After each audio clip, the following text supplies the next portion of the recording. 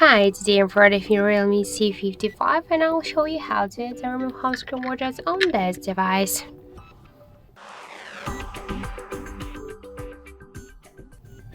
So let's first hold for a while the empty space on our home screen, and then you'll see here widgets icon. Just tap on this icon, and after that you'll see here all of the applications which widgets we can add. Just to add the widget, we should click on it, and now it's automatically added to our home screen. To move the widget here on the screen or between the screens, we should just hold it and drag it. Just to resize it, hold it for a while, and after that you can make it bigger or smaller. And if you want to remove it from the home screen, hold and tap to remove icon, then confirm by click to remove widget button.